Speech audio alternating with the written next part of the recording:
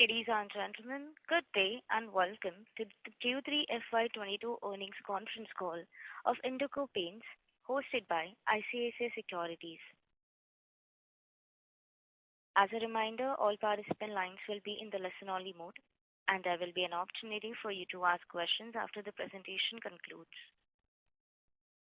Should you need assistance during the conference call, please signal an operator by pressing star then zero on a touch-tone phone. Please note that this conference is being recorded. I now hand the conference over to Mr. Aniruddha Joshi from ICICI Securities. Thank you, and over to you, sir. Yeah, thanks, Rutuja. On behalf of ICICI Securities, we welcome you all to Q3 FY22 and 9 months FY22 results conference call of Indigo Paints Limited. Now I hand over the call to Mr. Srihari Santhakumar, DGM Finance and Investor Relations, to introduce the management. And thanks, and over to you, sir. Thanks, Anirudh. Thanks everyone for joining the earnings conference call of Indigo Paints. Today to discuss the Q3 and 9 month results of FY22. From the management side, we have Mr. Hemant Jalan, the Chairman and Managing Director, Mr. T.S. Suresh Babu, Chief Operating Officer, Mr. Chetan Humane, the CFO. As usual, we'll start the proceedings with a quick overview of the performance from our Chairman, following which we'll have a Q&A session. Over to Mr. Jalan. Thanks, Srihari. Thanks, Anirudh. And thank you all for joining in on the earnings call of Indigo Paints for Q3 FY22. As you're well aware, the last quarter has seen the emergence of the Omicron COVID wave throughout the country. Now, although consumer sentiments were negatively impacted in some regions as a consequence, fortunately, the overall sales were not affected to any significant extent because of this. The last quarter has also witnessed a very late withdrawal of the monsoons from India, with rains extending till late October in many parts of India, which certainly had a negative effect on sales during the pre-Diwali festive period. Reassuringly for us, the state of Kerala, which accounts for almost 30% of our top-line sales, despite witnessing the strongest surge of Omicron wave in the country, the state of Kerala has witnessed very high growth rates in sales during the Q3 quarter.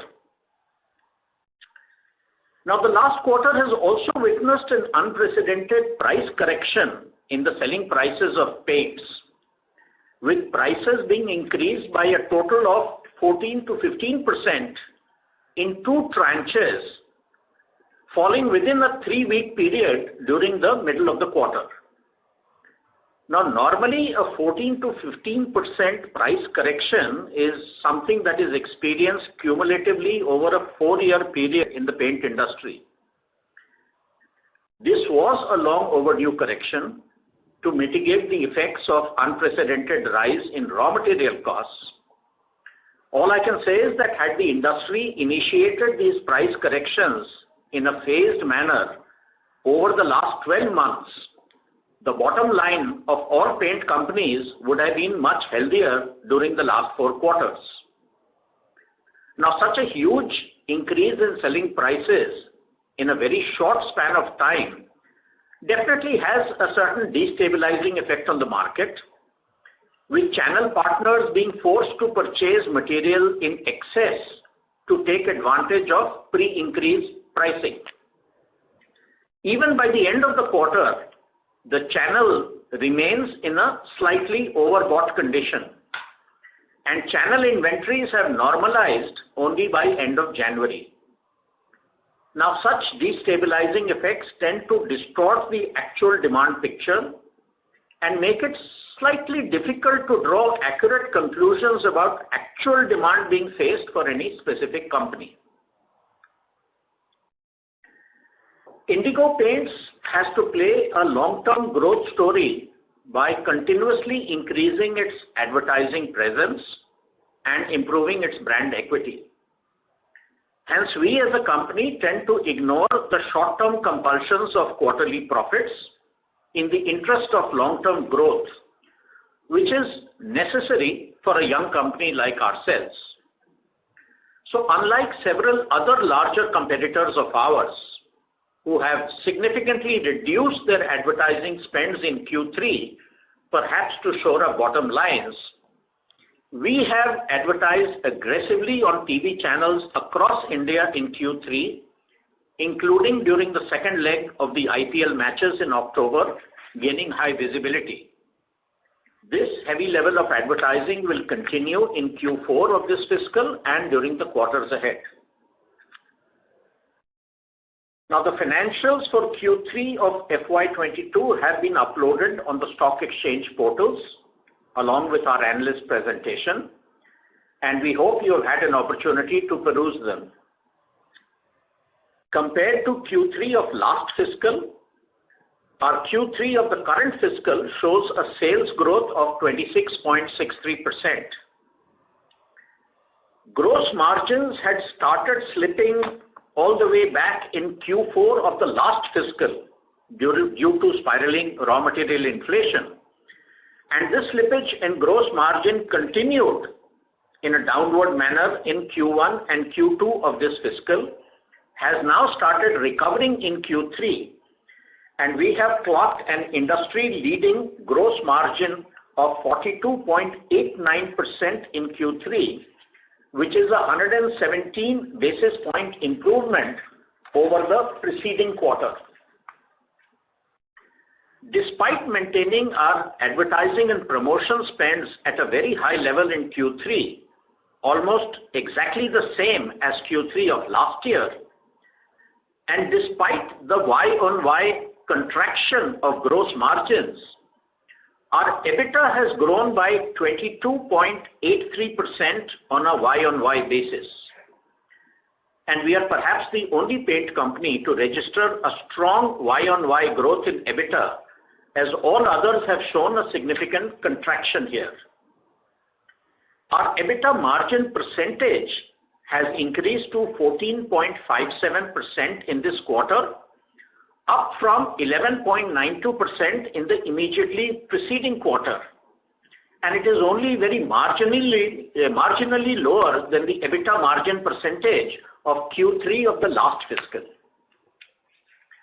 Our PBT numbers have expanded by 28.34% on a Y-on-Y basis, and PAT numbers have expanded by 29.39% on a Y-on-Y basis, once again being the only paint company to register strong positive growth on these parameters. Now, this reinforces our commitment to grow our top line aggressively compared to other large players in the industry, but to maintain our growth in a profitable manner. If we look at the 9-month performance, the sales of the first 9 months of this fiscal has been 31.67% higher than the corresponding 9 months of the last fiscal. Now, while analyzing this, it should be noted that during the first 9 months of the last fiscal, our sales had not been as severely impacted as that of the other larger players due to COVID, and hence this growth of the 9 months in the current fiscal comes from a significantly robust base for us in the preceding year. EBITDA in the first 9 months of this year has expanded by 3.32%, despite a 32% increase in advertising and promotion spends during the 9 months of the current year, and despite a significant drop in gross margins due to raw material inflation. PBT has expanded by 10% in the first 9 months compared to the corresponding period of the previous year, and PAT numbers have expanded by 7.55% on a Y-on-Y basis. Now, traditionally, Q4 has always been our highest sales contributing quarter in any fiscal year, and we expect this year to be no different. Also, due to various climate-related reasons, many of our differentiated products have a disproportionately higher weightage in sales during Q4. Now, these products have a significantly higher gross margin contribution, and hence our profitability figures are expected to be much higher in Q4. The effect of the sharp pricing increases affected in Q3 will show their full effect in Q4, and we are also witnessing a slight downturn in raw material prices during the last 2 months. Hence, we are optimistic on delivering robust profitability numbers during Q4 of this year. Now, we have given the details of volume and value growth in each of the 4 broad subcategories of our paints, consistent with our past disclosures, because we believe that reporting an overall volume growth does not reveal any meaningful insight. Because of several rounds of price increases which have happened during the last 4 quarters, it is not surprising that value growth is significantly more than volume growth in each category, with growth rates being the highest in the emulsion category, which is by far the largest contributor to the overall sales value. Now, we have embarked on an accelerated program to increase our count of active dealers, especially in the larger cities of the country, and expect a very significant increase in this metric during Q4. Also, for the last 22 years, the company had by and large not encouraged selling our paints through wholesalers. In most states of India, where we now have a healthy population of direct active dealers, we are now actively enlisting the support of paint wholesalers to further expand our indirect outreach in distribution. Furthermore, there were only 2 remaining states in India where we did not have an active footprint in terms of distribution, and these were the states of Himachal Pradesh and Delhi. We have now appointed a sales team for both of these states and expect to start operations in these states towards the end of Q4.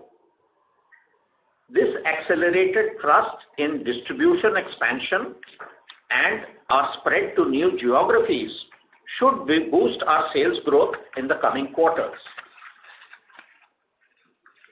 During the last month, we have also launched a new advertising campaign with the theme Jaisa Performance, Waisi Price, to position ourselves as a premium brand in the paint industry, which delivers superior products, albeit at a marginally higher price.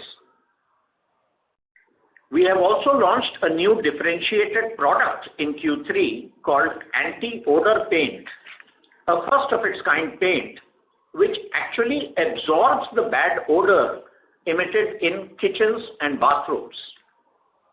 More differentiated products are being readied for launch in Q1 of next fiscal. Now, hopefully, with the uncertainty of COVID disruptions behind us now, we look forward to resuming our trajectory of high growth in the coming quarters.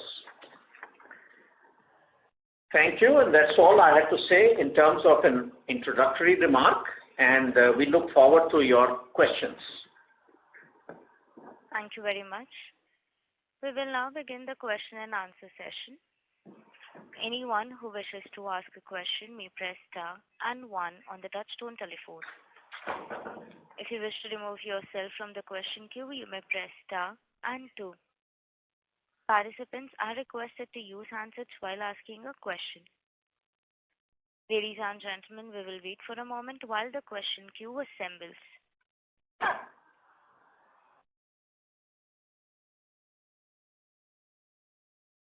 The first question is from the line of Shirish Pardesi from Centrum Capital. Please go ahead. Yeah, hi Hemant team.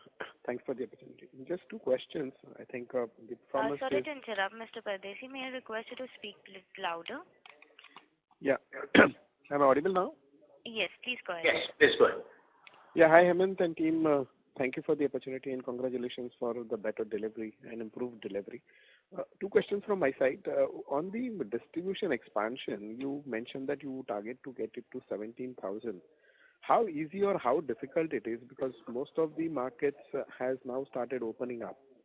So is there any issue or is there any bottleneck for you to get the output? No, I don't see much problem in expanding the distribution network. We have a lot of differentiated products where we are perhaps the only one offering them, and most dealers are interested in at least selling the differentiated products, if not the entire line of, the entire range of paints. Now, in the past, we used to follow a philosophy that unless a dealer was interested in selling the full range of paints, we would generally not enlist the dealer. Now we are making a slight change in strategy, at least in the larger cities and the metros, where even if a dealer is prepared to even just sell our differentiated products, we are enlisting them as a dealer with a hope that over time they will start selling a wider range of products. Now, this approach has worked well in the last 1.5 months that it has been operational, and we are finding a huge expansion of dealers happening in the current quarter by this strategy. So I do not expect any problem in reaching this number of 17,000 by the end of this quarter. Okay, that's very helpful. My second question is on the margin. You did mention and saying that quarter 4 you have a very strong saliency of differentiated product, and quarter 4 has always been better for you. So two questions. In the current context, when the crude is beyond $100, how we are planning to absorb the cost, and maybe the follow-up is that how you think quarter 4 number, when you have a higher scale of operation, the margin look like? So I think we have answered this question about crude several times in the past, and not only me, I've heard a similar response from all the other paint industry leaders where a similar question has been asked to them. The linkage between crude price and paint raw materials is extremely tenuous, and it is not as dependent on crude as is normally believed to be. So in the medium term, minor fluctuations in crude oil prices do not tend to have any significant effect on the raw material prices as far as paints are concerned. And as I mentioned in my opening remarks, we are actually seeing a slight downturn in many of the raw materials during December and January and continuing on in February. So with the price hikes that have been taken, I think the industry should be back to near normal gross margin percentages in Q4. At least we expect that to happen for us. And I would not be worried as far as the crude oil fluctuation is concerned. Okay. Thank you, and all the best to you. Thanks. Thank you. The next question is from the line of Avnish Roy from Edelweiss. Please go ahead. Yeah, thanks, and congrats on a good set of numbers. My first question is on the wholesale versus direct, which you mentioned. So could you take us through how the margin profile and the focus issues will be addressed? Because wholesale is great to reach quickly, but focus is not there. And what will be the impact on mass product strategy? Because most dealers will be very happy to take differentiated. But what happens to the focus on mass product? Because ultimately that is the much larger part of the industry. See, what happens, Avnish, is that when you are a new player, or at least in a new geography, we have always believed that going to wholesalers is a bad idea, because it's an easy way to get quick sales, but in the long term it is not a good strategy, because then you become kind of dependent on the wholesalers, and the wholesalers then start dictating terms to the company. So as I said, for the last 22 years of our existence, we have actively shunned going to wholesalers. and we have concentrated on building a huge direct network of dealers across India. Now, in many states of India, where our distribution reach is by and large fairly good and almost on par, maybe not with the market leader, but at least with the number 2, number 3 players, we feel that now the time has come to start approaching these wholesalers who do offer penetration into very small paint selling shops across that region, which may be difficult to service directly. Now, these wholesalers do a lot of business for the other large paint majors also. And a sizable, I won't say a major part, but a significant part of the sales of all large paint companies do come from this wholesaler route. Now, this is a route that we had consciously avoided so far, and now we are saying that that route is no longer an untouchable route, at least for the states where we have a mature distribution network of our own. We would still not follow that for geographies where we have entered in the last 3 or 4 years, where our own direct network is still work in progress. But in states where we have been present for 10, 15, 20 years, we see no problem in going in that route. I don't think it does much in terms of cost structure. Very marginal additional discounts could be offered to the wholesalers to encourage that wholesaling. And since the percentage of additional sales that you'll get through the wholesaler route in any case would be not earth-shaking in nature. I mean, if we get 5 or 10% extra growth by going through the wholesaler route as far as top line is concerned, its effect on any additional discount we have given to the wholesaler on the overall gross margins of the company would be extremely marginal in nature. Now, normally when we do approach the wholesalers, they tend to start off with the differentiated products. That has been our observation, which is perfectly fine because those products are anyway the most profitable products for us. But we have observed that over time they also start diversifying into the more bread and butter and the more me-too products like primers or emulsions and other products like that. And that is a natural progression that happens, and we encourage that as and when a wholesaler feels comfortable in doing that. Sure, understood. Just one follow-up there. I understood in your legacy state, you think now it makes sense, given you are shunned for 22 years. Yeah. Did it have anything to do with the entry of new players? So you want to make life more difficult for them when they enter, because you'll be present in more markets, more dealers with this. So did that also play a part? No, not really. See, when you talk about new players, the constant reference is to JSW and to Grasim. Now, JSW can hardly be called a new entrant anymore. It's been around for 3 years. So it's not a new entrant, and it's been in the paint industry for 3 years and is gradually expanding its footprint as you would expect any new player to do. And as far as Grasim is concerned, I still feel that their entry is quite some time away. So I don't think that any effect of any new competition has anything to do with our decisions in this regard.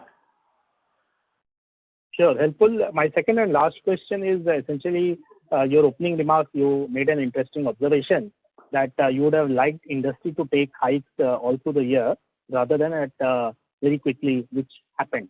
Yeah. My question is, on the 30% of the portfolio where you are the market leader, yeah, did you take through the year that hike? Yes, we did. We did. And for those 30% of that portfolio, we did not wait for the rest of the industry to increase prices. Wherever we felt that we were in a completely dominant position, we did take price increases, which is why we managed to keep our head over waters a little better than the rest of the industry. But you will notice that even for some of the differentiated products, like for example, if you take in the enamel segment, we have a PU enamel. It is a differentiated product. It sells at about a 25-30 rupee premium to any other brand of enamel of any of the larger companies. So it is a differentiated product. We are the market leader or perhaps the only one making PU enamel. But do we have the luxury of expanding that price differential from 25 rupees to 40 rupees? The answer is perhaps no. So to that extent, we do get directly or indirectly linked to what the rest of the industry does in terms of pricing for some of these differentiated products, not for all. So you're right that we did have independence for some of those products which we exercised. For some of them, we were dependent, and for all the regular rest of the 70% of the portfolio, there is no doubt that we are all interlinked and we are dependent on what the majors do in terms of pricing. Sure. One follow-up on the differentiated product is the new product which you announced essentially on the kitchen and washroom. Yeah. My questions are globally, is this a big product? In India, will it work given customer doesn't really pick and choose different paint for different rooms, different colors he might choose, but different price points will he do?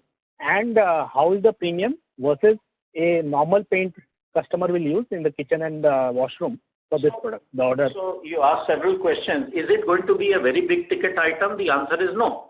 We don't expect it to be, because the surface area available for paint in both a bathroom or a kitchen is fairly small. I mean, those rooms are traditionally of slightly smaller size, at least the washrooms. And a lot of the wall area gets covered in tiles, etc. So you do have the whole ceiling and you have the top portion of the walls that is available for painting. So it's not a huge surface area, and therefore we don't expect it to be a very big ticket item as far as that is concerned. Internationally, is it a big product? I frankly have no idea, and we never try to follow what international people do because the dynamics of India are very different. I mean, the kind of ventilation that an Indian toilet or an Indian kitchen has is typically quite different from what is prevalent in the Western countries. And as regards the habit of the people is concerned, I mean, about 10 years ago, we launched a very unique ceiling coat paint. Now, the habit was that you use white wall paint and put it on the ceiling, and nobody had thought of putting a differentiated product for the ceiling. But when we launched it, over time, we have had excellent traction for that product, and people's habits have changed. Now, here we are talking about a very functional use.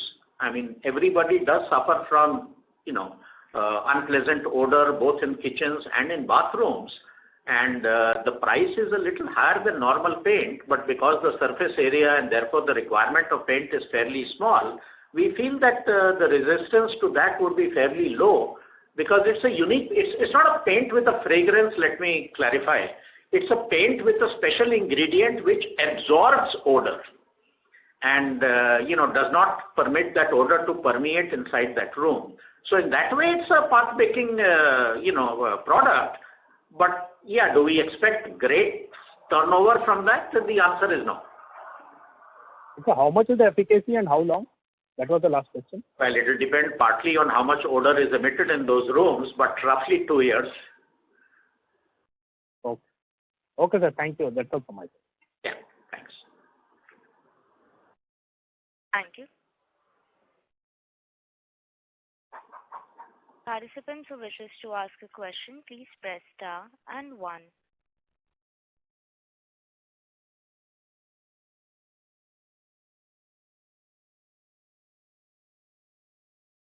The next question is from the line of Dhiral from Phillip Capital. Please go ahead.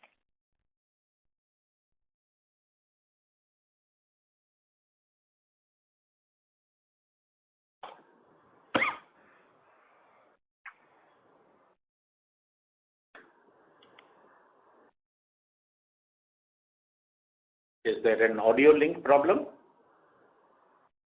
Sorry for that. We'll move to the next question, which is from the Gaurang from Haitong Securities. Please go ahead. So thanks for the opportunity, sir, and congrats for a good set of numbers given the context of inflationary scenario. Thanks. So my question is regarding the expansion strategy. So you indicated that we're looking at 17,000 active dealer count, and also targeting metros and tier 1 cities. So is there some change in thought process, as earlier we were looking at fully populating the tier 2, tier 3 rural areas and then looking at the metros and tier 1 towns. So is there some change to that thought process with this aggressive dealer expansion? No, there's no change in the thought process. What we have consistently said is that in the paint industry, the way the dynamics works, starting from the metros and then working your way down to the tier 3 and tier 4 towns is a strategy which generally never works. Because the brand equity requirement in metros and large cities is traditionally always the highest. The role of the influencer, that is the dealer and the painter, is comparatively much less in larger cities compared to smaller towns of India. And therefore, when we entered the paint industry 22 years ago, we understood and realized from trial and error that starting off with the large cities is going to be very, very difficult. And therefore, we started from tier 4 and tier 3 towns and have slowly been working our way up during the last 22 years. Metros and very large cities have still remained a bastion that we have not been able to conquer extremely well. As our brand equity has been improving over the years, it has been progressively getting a little simpler. And now we are giving a very active thrust to these big cities, which we had by and large ignored because we found that it was difficult to penetrate them. Now we are finding that it is a lot easier to penetrate them because our brand is very well known across India, and with the arsenal of differentiated products that we have, it is quite easy to enlist the support of larger dealers. So it's a natural progression. It's a progression that every paint company has been through at some point in time. If you talk to the present market leader, they were in a similar situation maybe 50, 60 years ago, where they found it extremely difficult to enter the big cities and the metros. And old timers in those companies will tell you what a hard time they had. So it is something that happens gradually over time as your brand equity picks up, and only then are you able to sell in the larger cities. And we think that the time has now come for us to enter the larger cities in a significant way. Right. And so this would also work for some of the newer states that you would have entered, like say Himachal, Punjab. So there also now the focus will be directly on the larger cities, or there it would be like the lower tier? We will start in the newer geographies in the smaller towns and then work our way up. But now we may not have to wait that long to enter the larger cities. Now, a state like Himachal doesn't have too many large cities. I mean, maybe Shimla is one, but it doesn't have too many. Now, if you look at Delhi, you can call it a union territory, you can call it a state, depending upon your perspective. Now, there it is a metro. Now, we have been progressively encroaching into Delhi from western UP depots for the last 2-3 years. And the eastern part of Delhi, which is more contiguous to our depot at Ghaziabad, we have been feeding that part for the last 2.5 years with a good amount of success. So we were surprised to find that there was not much resistance in a metro like Delhi for our products, even though we did not have a depot inside Delhi. And given our past experience, we now feel the time is right to set up a depot within proper Delhi and have a sales team dedicated to Delhi so that we can be servicing not just the eastern part of Delhi, but all regions of Delhi. Okay, sir. Yeah, and just on this quarter, if you can give some indication in terms of, say, growth rate differential between tier 2, 3 towns versus, say, metro and tier 1 towns for you? In the last quarter, at least, we have not seen any significant difference in the demand pattern in smaller towns versus larger towns. I think the demand pattern has been pretty uniform across all genres of towns and cities. So we have had a very similar experience in terms of demand in the smaller towns as well as in the larger cities. Of course, given the fact that our presence in the very large cities is relatively low, So our presence is really more in the tier 2, tier 3, tier 4 towns and the rural areas. And we are trying to correct that by our current expansion in the metros and the very large cities. But that is something that is going to be a gradual process. It's not going to happen in one quarter. Right.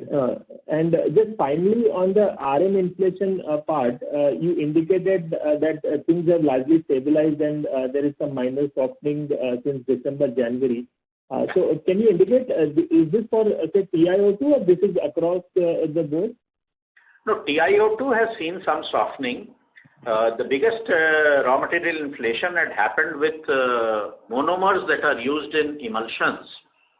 And we have seen some softening of the monomer prices and therefore the emulsion prices over the last 1.5 to 2 months. Polypropylene prices have also shown a slightly downward trend and the container prices have come down. Many of the other smaller additives, the inflation had been caused not due to any other factor but by a global shipping crisis that had engulfed the world during Q2, Q1, Q2 and part of Q3 when containers were just not available and shipping freight rates had gone up by a factor of 3 to 5 times, and that had disrupted the complete supply chain and the availability of materials and therefore led to a very sharp increase in price. By and large, we see a lot of return to normalcy as far as shipping schedules and container availabilities are concerned. So now availability of these smaller additives, each item being small by itself, but collectively they add up to a considerable amount, their availability has eased out, and with that easing out of the availability, the prices have also started coming down. So overall, we do see some softening of the raw material prices. It is not huge. There are 1 or 2 raw materials where we still see some inflationary pressure, but on an overall weighted average, if we were to say, I would say that raw material prices are a little softer now than what they were 2 months ago. Okay, and given the RM basket as well as the logistics cost is, you don't think that there is any requirement for further price increases for you as well as for the industry? If it all stays on behalf of the industry, but definitely we do not see any need for any price increase for ourselves in the immediate future. Now, if things were to again change dramatically, then I cannot say. But as things stand now, at least for decorative paints, we are not expecting any significant price increase in the forthcoming quarter at least. Okay, sir. That's it from me. Thanks and all the best. Thanks. Thank you. The next question is from the line of Kaustubh Pawaskar from Sharekhan by BNP Paribas. Please go ahead. Yeah, good morning, sir. Thanks for giving me the opportunity and congrats for a good set of numbers. So my question is on the volume growth. You have given different category volume and value growth. So some of your categories like putty and distembers, there the volumes have been lower. So is it because of the price increases what you have taken and there was a inventory correction at the dealers level? Because as you said that demand environment both in tier 1 and tier 2, tier 3 town was similar. So just from the understanding perspective, was it because of the inventory correction which happens at the dealer level or there is some other reason? Because emulsion did extremely well for you. See, if you look overall, and other companies do not report segment-wise volume and value data. Now, look at basic arithmetic. Prior to the start of the quarter, about a 6-7% price increase had already been affected by the industry starting from as early as May. So May, June, July. There were some small price increases, maybe 2% at a time. So cumulatively about 6 to 7% of price increase had happened even before the quarter started. During the quarter, there has been a 14 to 15% hike in prices by the entire industry. Now granted, it has happened in the middle of the quarter. So you could say that half of the material was sold at old prices and half at new prices. You could argue that 60% was sold at old prices. But even if you take 60% being sold before this huge price increase was effected, it should impact your price growth by another 6% at least. Now, so therefore cumulatively, 6-7% increase before the start of the quarter and at least another 6% attributable during the quarter to the price increases that happened. About a 12-13% price increase has happened compared to Q3 of last year for the entire industry. Therefore, if you take an overall basis, my arithmetic tells me that the overall difference between value growth and volume growth ought to be at least 12 to 13%. That delta has to be 12 to 13% unless your product mix has changed so dramatically over the last 12 months that if the delta is much lower than that, then that means that your lower end products have grown much faster in volume than your higher end products. And I doubt if such dramatic shifts happen with any company. Maybe 1% here and there, that delta can vary. However, when you look at different product categories, the behavior becomes different. Now, emulsion is the highest contributor in overall value sale to any paint company, where we have had very robust growth, and therefore our value growth has gone up to 35.4%. Now, when our overall value growth has been only 26.6% or thereabouts, naturally some other products have grown lower, and because of this delta that you observe, it is entirely possible that some products have shown a slightly negative volume growth. I don't think it has anything to do with the price increase. I think it has more to do with the fact that there was very late monsoon withdrawal during this year. In fact, they said that during the last 60 years, this has been the second latest monsoon withdrawal from India. Now, that affects our sales in a more significant manner because October typically has a very high weightage for the paint industry, being the month just before Diwali.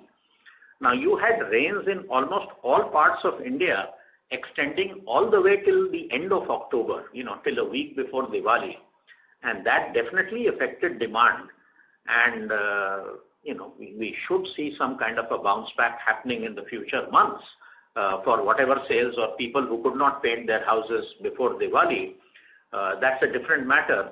But if people are honest with themselves and quote value and volume growth across all segments, it would be natural that, we have had a fairly good value growth of 26.6%. Some of the other companies have reported much lower value growth, in which case their overall volume growth across all categories should average to either zero or marginally negative. I mean, that is what arithmetic tells me. But of course, other companies do not report such granular data, so it's hard to draw any meaningful conclusion. Right, sir. Right. Thanks for the understanding. So my second question is on the advertisement spend. So this quarter we have seen the ad spends remaining really flat on YOY basis, and now your strategy indicates that you are focusing more towards the metros, tier 1 towns to expand your reach. So considering that, even though your ad spend as a percentage to sales might be lower, but on YOY basis, can we expect ad spends to grow much higher compared to what the earlier thought process was? So every year you have to just continuously, for a company like us, our philosophy is not to use advertising and promotion as a counterbalancing factor to adjust your bottom line on a quarter-on-quarter basis. So whatever was our A&P spends in the last year, you will see that there will be an absolute amount, an increase that will happen for the full financial year of this year. However, because the top line grows much faster than this increase in A&P spend, therefore A&P spend as a percentage of revenue will keep declining every subsequent year. Now last year, if you look at the full year, our A&P spends as a percentage of top line was about 10.7%, which was sequentially lower than what it was in FY20 as a percentage, although the absolute amounts did increase slightly. This year also, when the full year is over, you will find that the total A&P spends in absolute amounts will be larger than last year, but as a percentage of top line, it will decline. It will decline to somewhere around 8.5% or thereabouts. Now, on a quarter basis to measure A&P spends becomes difficult, especially in the last 2 years where we have been engulfed by this pandemic, that sometimes the quarters that you want to advertise, it's not possible to advertise because the country is under a lockdown, and therefore you advertise only when the markets open up. So there is a little distortion between the normal timings of advertising during the pandemic periods compared to the quarters where the advertising happened in the preceding years or in a normal year. I mean, take your IPL itself, which is a huge consumer of advertising spends, because that's a very expensive property but a very high impact property. Now, the timing of IPL itself has undergone a lot of change.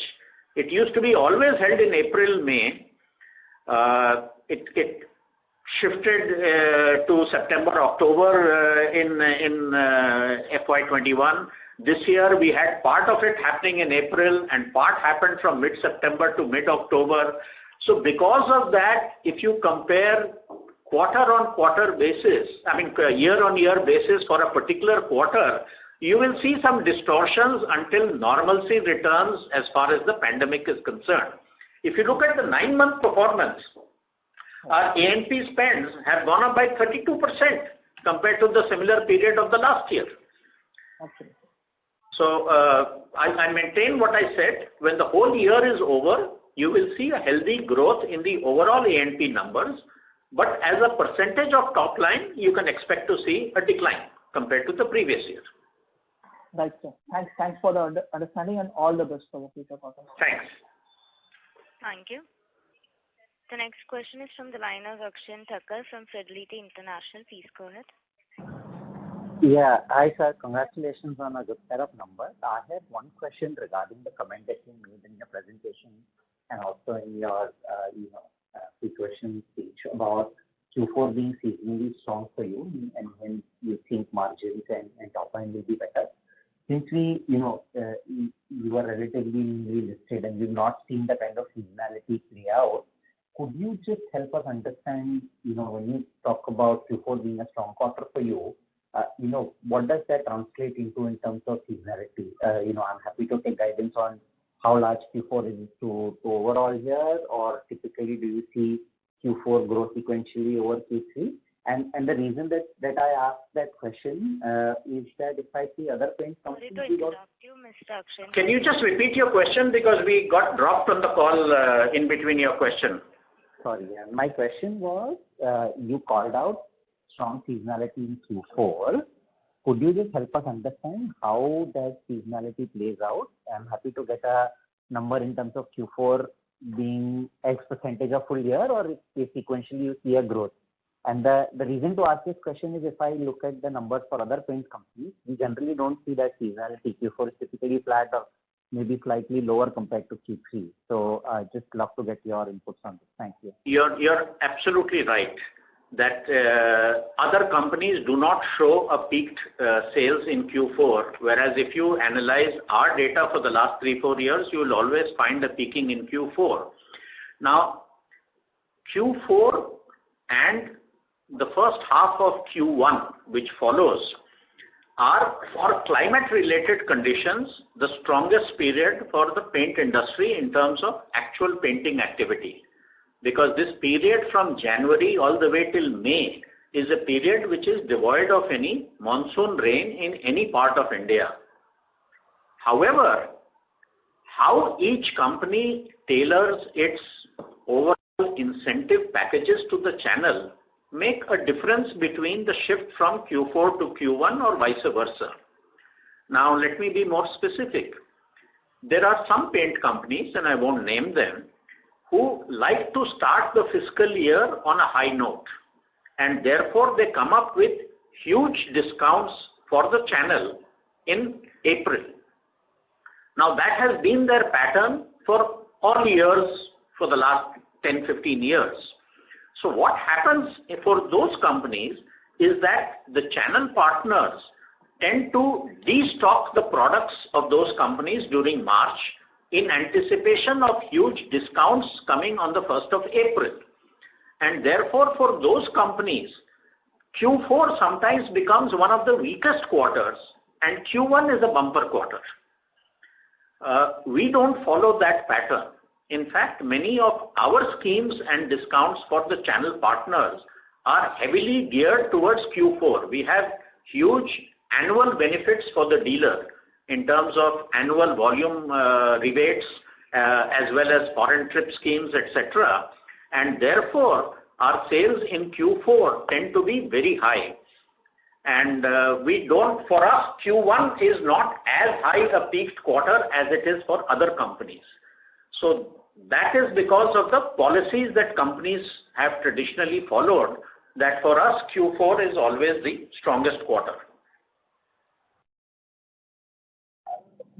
Would you be able to probably guide us specifically how large is Q4 to your overall sales for the full year? Reason that I ask is I don't think I'd like to give a number guidance to that because we are just getting out of the pandemic and let's see how it plays out. Sure. One thing I can assure you is that the top line in Q4, barring anything very unforeseen happening on the pandemic front, should be significantly higher than Q3. But I would hesitate to give a number guidance as to how much higher we can expect Q4 to be. Sure. Appreciate that. One last question from my end. With the price hikes having been taken now and as per your commentary, material prices are now sort of behaving well, even though it's at an elevated level. Would it be fair to say that Q4 and then obviously into Q1, we get a better sense of where underlying profitability for you guys will be?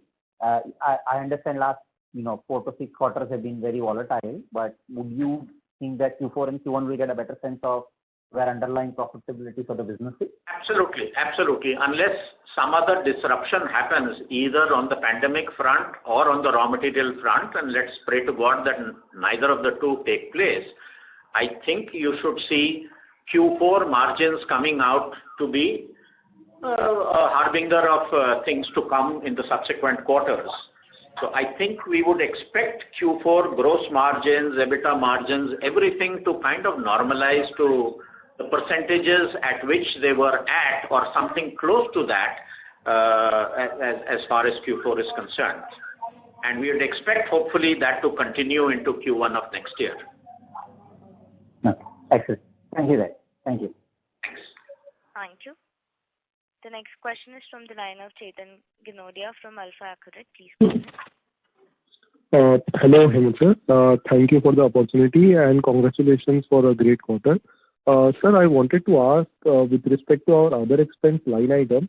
So if I see our other expenses, excluding ad spend, have remained almost around 30 crores marks for now 4 quarters, excluding the June quarter. So despite a sharp increase in revenue. What is the reason for this? Generally, this other expense line item here includes freight, and with volume growth, the expenses should have gone up. So is there any one-off item here, or have we been able to reduce our freight cost significantly? I think freight costs, we have managed to hold them steady. Now, freight cost is one of the cost items that go into other expenses. The others are by and large overheads. So overheads don't tend to change as a percentage of revenue. I mean, those are mainly fixed costs, There would be all kinds of, manufacturing costs that would come inside that. There would be other kinds of overheads that you face as a company. And of course, there is freight cost and there is advertising and promotion. Now, you've already removed the advertising and promotion. And as far as So, there are administrative expenses, there are manufacturing expenses, there is outward freight, there are various other kinds of overhead expenses, and they tend to remain fairly constant. Oh, sorry, there's some disturbance coming on the line. May I request Mr. Chetan to please self-mute your line when management is answering the question? Yes. Thank you. So, therefore, it's not surprising that freight costs and the other overheads don't change too much. And even if you look at the volume growth, if you add up across all sectors, see, in terms of actual volume, you have to understand that cement, paint and putty, although it may contribute significantly less on a value basis, but on a volume basis, its contribution is almost 50% because it's a low value item and a very bulky item. So I don't have the exact numbers, but about 50% of the volume, very roughly, and I'm giving you ballpark estimates, are cement, paint and putty, where if you see the volume growth has been flat, it's been like 0.1%. The next bigger volume contributor is the segment of primers, distempers and others, which are again low value items. Their contribution to overall value is relatively small, and there we have had a slight negative volume growth. Emulsions are the high-end products, and on the high-end products, the high sales value items, the relative margin is, the relative volumes are less, and that is where we have seen the overall volume growth happening. So therefore, it is not surprising that freight costs during this quarter compared to Q3 of last year would have been, I would imagine, fairly flat. And all the other expenses being of a fixed nature, it is not surprising that the whole head of other expenses after removal of A&P would be reasonably flat. Okay, sir. Secondly, with respect to our ad spend line item, so given now that you said that ad spend is likely to decline to 8.5% of revenue, so by what time do you expect this target, this ad spend level to be achieved? From next year or any further? I think in the current year, when the whole year is over, you will find that the ad spends, the A&P spends as a percentage of revenue should be down to somewhere at the 8.5% mark. If you look at it for the 9-month period, it is already down to 9.8%. Yes. And, the fourth quarter, as I said, the top line will be significantly higher than any of the other 3 preceding quarters. And with a normal level of advertising in Jan, Feb and March, its percentage contribution on the top line for Q4 will be significantly lower. And for the 12-month, averaged out figure will come to somewhere in the range of 8.5% is my rough ballpark estimate. Okay, sir. And sir, lastly, can you elaborate a bit on differentiated versus non-differentiated revenue growth for this quarter? How has been the trend? Has differentiated growth been being higher? That trend has continued even for this quarter? See, that number we have traditionally given at the end of the year. And when the fourth quarter is over, for the entire year, we will give you the metric as we had given last year when we were analyzing our full year results in the month of May. To give it on a quarter by quarter basis can get somewhat misleading because some of those differentiated products have a strong seasonality associated with it, which may or may not follow the seasonality product pattern of the other paint items. And therefore, you could get distortion if you look at the growth in the differentiated products in Q2 versus Q2 of last year or Q3 versus Q3 of last year. So when the whole year is over, if you go back to our presentation that we had given in May, when the full year results were being analyzed, we had given that percentage. And we promised that we will give that to you again at the end of the next quarter when we look at the full year in play. Okay. Thank you so much, sir, and wish you all the best. Thank you. Thank you. Participants who wishes to ask a question, please press star and 1.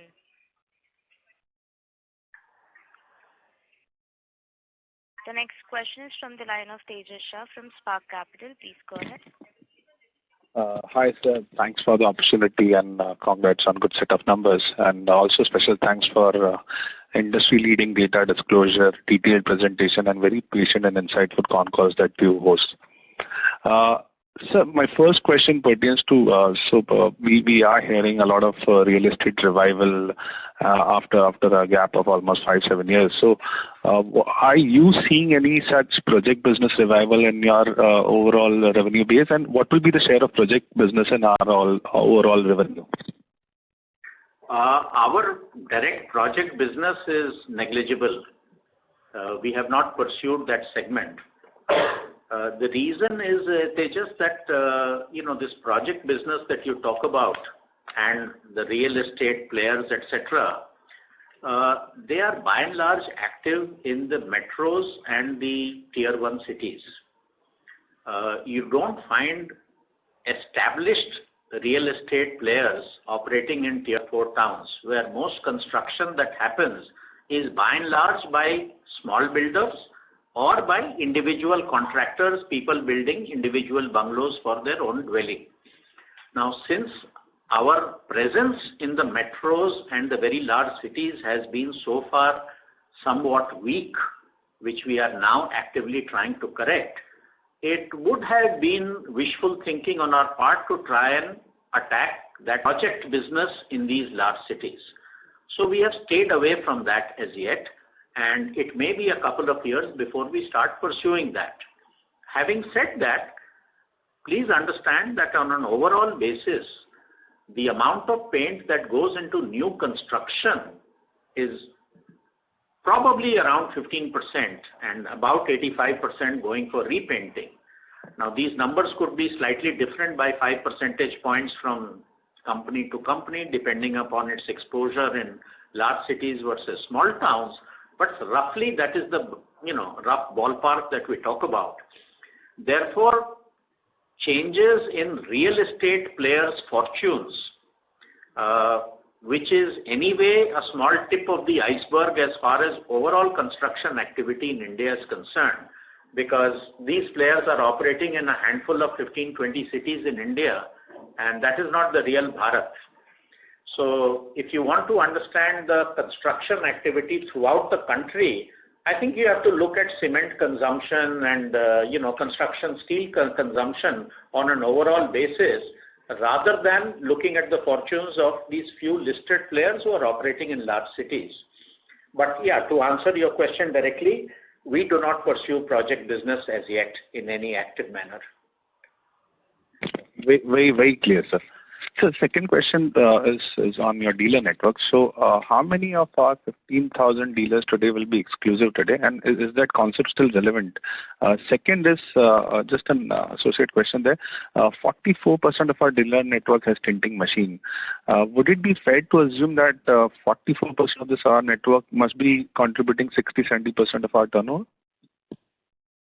I've not analyzed that number in that granular detail. What was your first question before that? I'm sorry.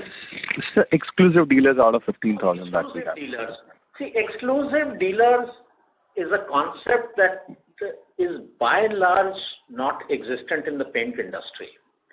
It's very rare that you find a dealer who is exclusively wedded to any particular brand. Typically, they would have multiple brands inside their shop. Now, they may have a dominant brand which contributes 60-65% of their sales. In some cases, you may have a dominant brand which is contributing 90% of the sale of that particular counter, but it is extremely unheard of to find a dealer who is exclusively selling only one brand. It would be difficult for that dealer to survive. So, therefore, what percentage of them are exclusive dealers it depends upon where you draw the line. How many dealers are selling 90% of their business of our brands? It would not be a very large number. I don't have that number readily available, but I'm sure that number would be definitely less than 10% of the total dealer count. It may even be less than 5%. And that would pretty much be true across the industry. Now, as I said, you have to define the cutoff point, whether you draw it at 90%, 80% or 60% to be calling it as an exclusive dealer. If you draw the line at 100%, then I would say that the answer would be zero for any company in the paint industry if they are honest about it. And it is not necessary to encourage people to exclusively sell your brand because, there are various segments that are present. A paint dealer is not just selling paint, it is also selling some allied items. It is selling some thinner, some masking tape, some brushes and rollers and POP and various other adjunct materials, which by and large are catered to by the unorganized sector. And there is a market in any paint counter. There is a particular segment of consumer who walks in, who is really quality agnostic, who just wants the cheapest price. So he doesn't come and demand a brand. He just says, black enamel paint 1 liter dena. And the dealer understands that this guy needs cheap quality material. And he will give a material of a smaller company, typically an unorganized player. And they have a role to play because there is a demand for that kind of a paint. So why try and discourage a dealer and say that you only sell my particular brand? It doesn't affect us. Also, the footfall at a dealer's place improves if he's selling more than one brand. So it doesn't help us to try and restrict the dealer to say that you only sell my brand. First of all, please understand that would be illegal. It would be a restrictive trade practice to tell a dealer that you should only be selling my brand. And therefore, A, it is illegal, B, it is unethical, and C, I think it is counterproductive for your own business. Let him sell as many brands as he wants to sell. That is our approach. Our brand has to stand on its merit in terms of what value it gives to the customer, what margins it gives to the dealer, and how the painters associate with it. And if our brand has strength, it will gain in the share of the counter's sale that we get. And that is what we aim for. Yes, sir. Very clear. And sir, you explained in detail how we plan to recruit new dealers based on our star products and then gradually work our way to sell the whole portfolio later.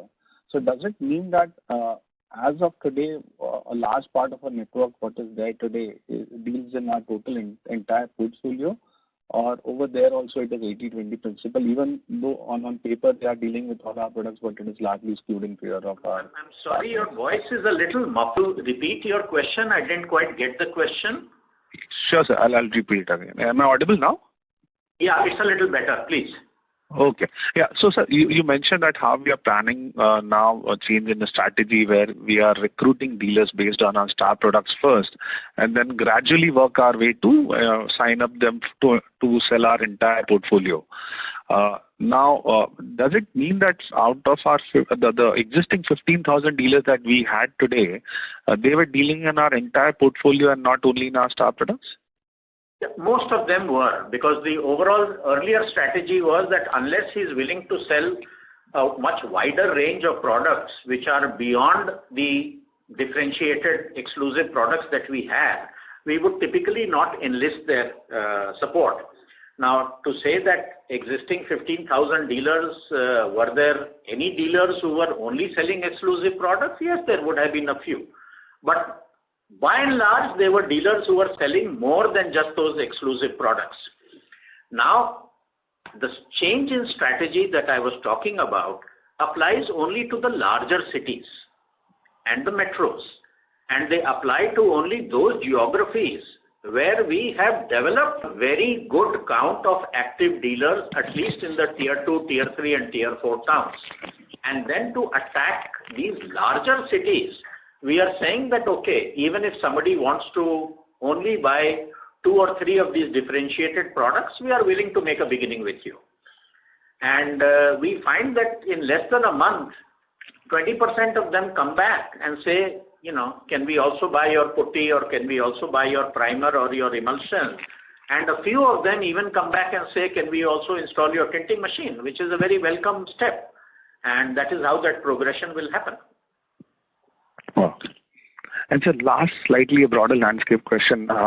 Just 3-4 years back, the industry used to be very happy with 10% addition on network expansion, be it leader or the second player, third player. And we used to have count of somewhere around 60,000-70,000 dealers. And today, suddenly, the leader is talking about some 1,20,000, 1,10,000 plus kind of number, and still adding very aggressively on that number. So now, based on your industry experience and insights, what count of dealers India as a market can accommodate profitably? See, I cannot comment on what other people say. My rough feel would be that active paint dealers in the country would be roughly in the tune of about maybe between 1.3 to 1.5 lakhs. Now, you have to understand that there are a whole lot of other dealers, like let's say a pure hardware shop, who also sells some small amount of select lines of paints. Typically, you will find enamels and some other associated products also being sold in a hardware shop. You won't call him a regular paint dealer, but there is some sale of paint happening there. Now, do you count that in the overall count, or do you not count that in the overall count? I don't think that there is any large proliferation happening of the number of paint dealers in the country. Now, even some of the larger paint companies whose conversation you are referring to have clarified, I think, abundantly that they have enlisted a large number of wholesalers in the country, and therefore their indirect dealer count has expanded. Now, I for one don't have any objective way of quantifying the indirect dealer count that we may generate through the wholesalers. Because if you supply to a wholesaler, whether he is servicing 60 dealers, is he servicing 200 dealers or servicing 300 dealers, that is not an accurate number that is easily available to us. So we do not wish to add that in our count and say that now the number has gone to 40,000 or 50,000, because it would be difficult for us to get that number with any degree of accuracy. So when we talk about our active dealer count, we are exclusively talking about dealers whom we are billing directly. Some of them will be wholesalers who would be servicing, and it's not that we have not had any wholesalers in the past. We would have had some wholesalers despite actively not pursuing them. There have been some wholesalers who have been active and who have been servicing various other dealers, but that is not included in the count that we show you. That's very, very clear. Thanks and all the best. Thanks. Thank you. The next question is from the line of Mihir Shah from Nomura. Please go ahead. Thank you for taking my questions. So just wanted some understanding on gross margins. Post the sharp price increase that you called out, and you also did mention that ceteris paribus, you don't require any more price hikes and gross margins can come to normalized levels. Just wanted to check with you, this would be similar to what we saw in first quarter, or gross margins will come back to levels that we had witnessed at the third quarter last year levels, basically. So that's question one. It will come back much closer to the Q3 numbers of last year. First quarter of this year, we were already halfway into this huge raw material price hike. So, if you look at the first quarter of this year, our gross margin was down to 45.5%. Whereas in Q3 of last year, it was 49.6%. So I would be extremely disappointed if our Q4 numbers are only comparable with Q1 of this year in terms of gross margin. I would expect it to be significantly higher than that, and perhaps even higher than Q4 of last year, Whether they will exactly touch the Q3 numbers of last year or not is a little difficult for me to predict at this stage. But I think we should be, much closer to that number in Q4 than at least the Q1 numbers of this year. Got it. Thanks for the clarity. That's heartening to understand that. So my second question is on volume, the segmental volumes and pricing. It's a bit counterintuitive to me that despite higher price hike in emulsions, compared to putty and distempers, volume growth in emulsions is much higher versus the other two categories. So, I understand it can be also a function of your focus areas and what you really want to push, but wanted to just check with you, in your view, is there any other read on the difference in volume growth versus emulsion? No, when you come to emulsion, first of all, for us, all areas are focus areas. It's not that, of course, emulsions are the largest category and the more profitable category as far as the entire paint portfolio is concerned. And therefore, every paint company would like to give a special focus on emulsions. So that there is no doubt. And as your tinting machine population increases, you do expect a good volume growth in emulsions, which has happened. When it comes to putty, which is the dominant part of that first category where we say cement paint and putty, the dominant share of that is definitely putty. Now there we find some companies who are willing to sell putty at what we think is below cost for whatever strategic reasons they may have. And we are not prepared to go down to those levels of pricing and suffer a negative gross margin contribution from putty just to shore up volumes in that segment.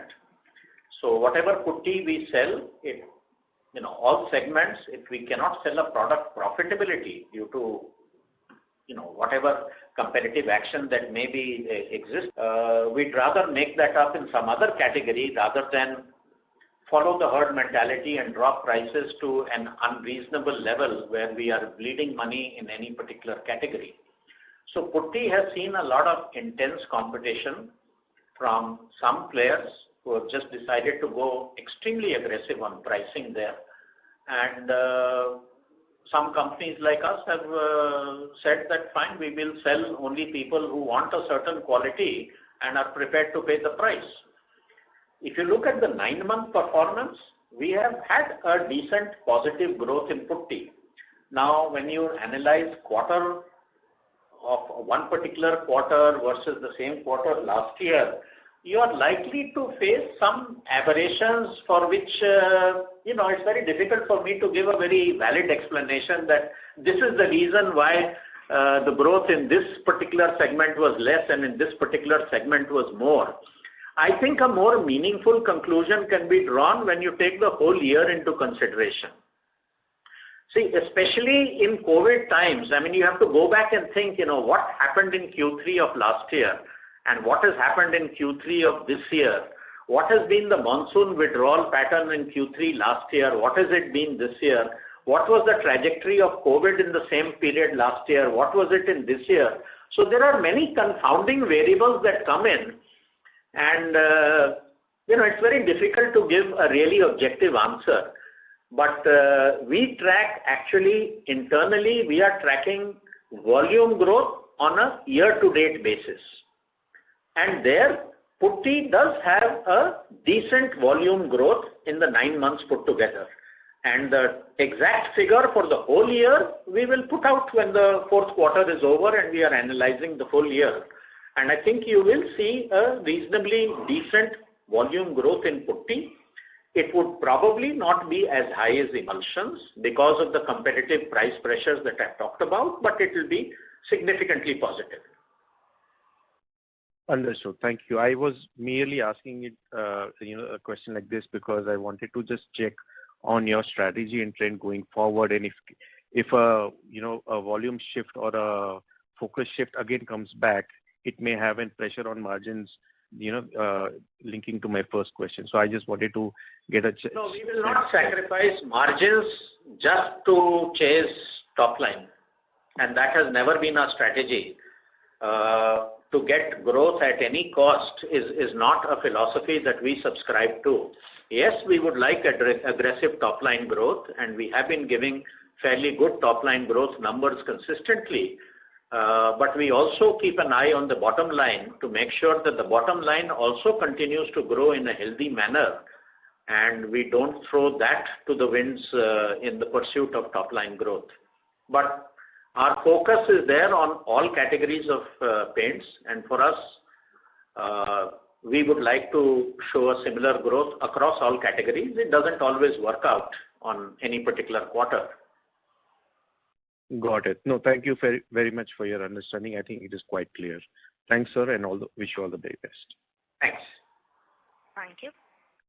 Ladies and gentlemen, this was the last question for today. I would now like to hand the conference over to the management for closing comments. Nothing much more to say. Thanks for being patiently on the call for almost 1.5 hours. I think the best is yet to come.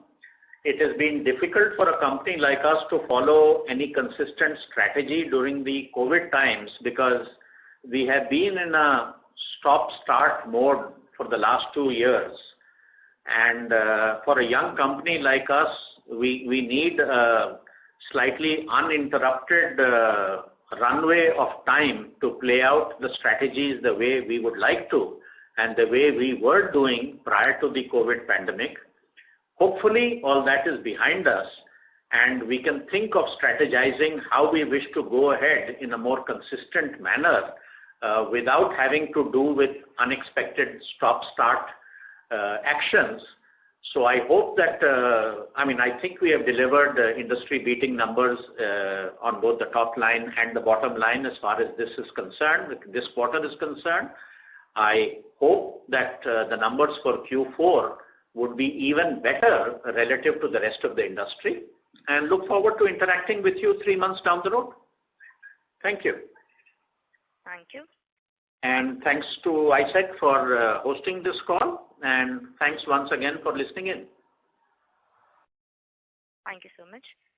On behalf of ICICI Securities, that concludes this conference. Thank you for joining us, and you may now disconnect your lines.